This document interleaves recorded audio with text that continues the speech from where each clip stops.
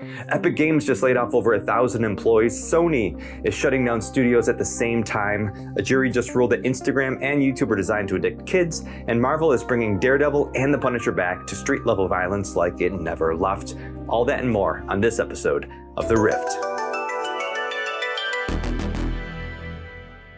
Hey travelers, welcome back to The Rift. Today is Thursday, March 26th, and this is the show where we break down everything happening in gaming, nerd culture, and the internet. Basically, if it's causing discourse on Discord or immediately making somebody comment, "That's AI," we're probably talking about it. And it starts right here. A landmark report out of the Los Angeles Times is making waves this week. Today, in fact, after a Los Angeles jury found Instagram and YouTube liable for designing their platforms to addict young users. Now, this case centered around a 20-year-old plaintiff. After 7 weeks in court and more than 40 hours of deliberation, the jury awarded $3 million in damages, with punitive damages still on the table. And that's the part that really matters, because this isn't just one lawsuit. This could set the precedent for thousands of similar cases across the country. For years, people have joked about social media being addictive, the endless scrolling, the algorithm, the way that you open an app for 2 minutes and suddenly it's hours later and you somehow know what raccoons eat for breakfast.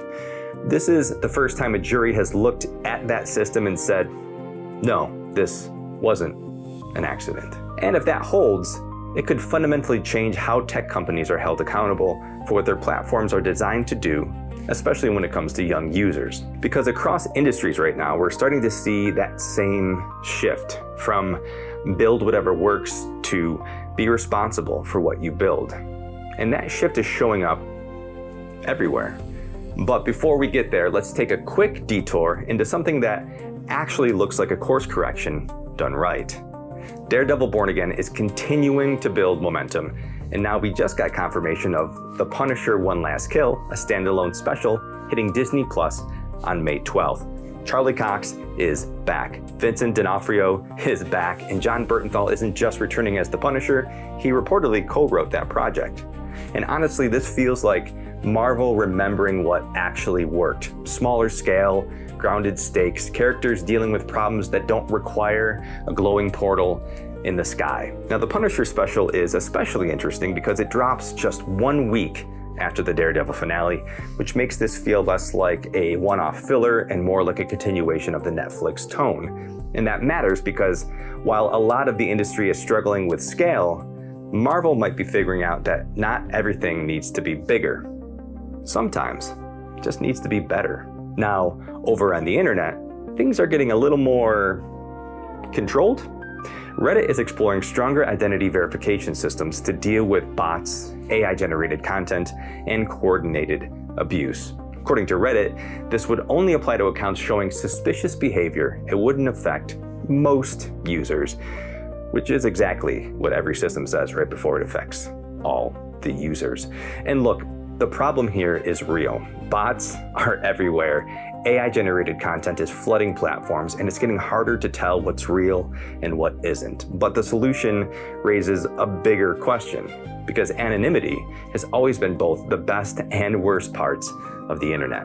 It lets people act horribly, but it lets people be honest. So as platforms start to ask users to prove they're human, we're watching the internet slowly shift from something open and chaotic to something more structured and controlled. Dungeons & Dragons is moving forward with updates to its ecosystem, including the launch of a new quick builder tool on D&D Beyond.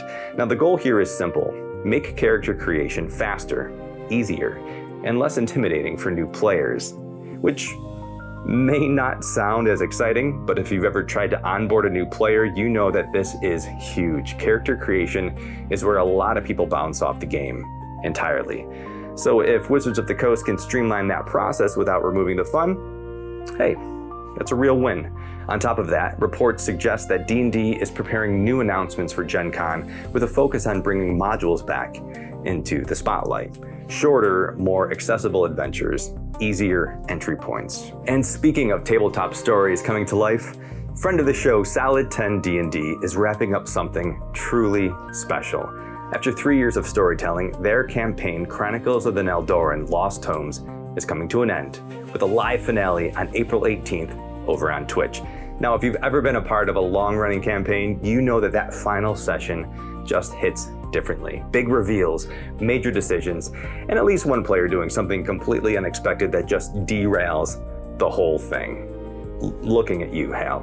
Now you can catch the finale live at twitch.tv/Solid10D&D or head over to Solid10D&D.com for details. Don't miss it. Okay, it's time for the main story. And if you've been watching The Rift these last few weeks, you've probably noticed this theme too. Another studio cuts staff. Another company restructures. Another headline drops, and everyone pretends like it's just a one-off.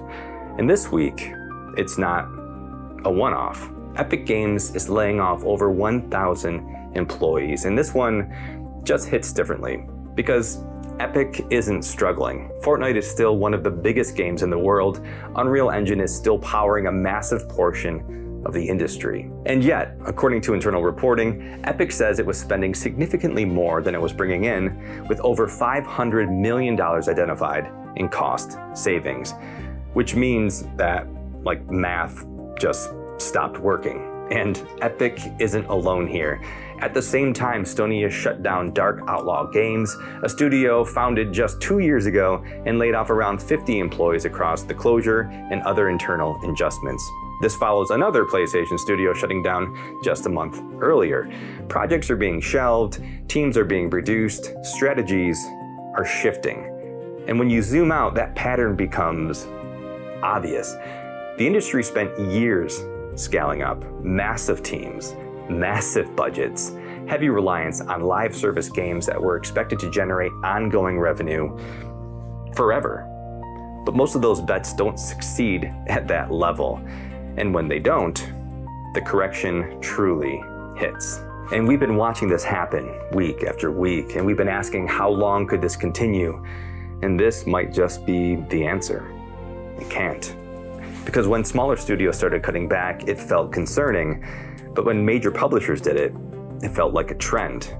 But now that Epic is taking a hit and Sony is adjusting at the same time, well, it just becomes a signal. The old model isn't holding the way that it used to. And you know what that means? It is time for our lightning round, so let's get into it. Apple is reportedly working on turning Siri into a more advanced, possibly standalone AI experience, because if at first you don't succeed, just relaunch it and hope that everyone forgot your last version. Elon Musk has been found liable in a case tied to his management of X. At this point, running that platform feels less like business strategy and more like a courtroom series with unlimited seasons.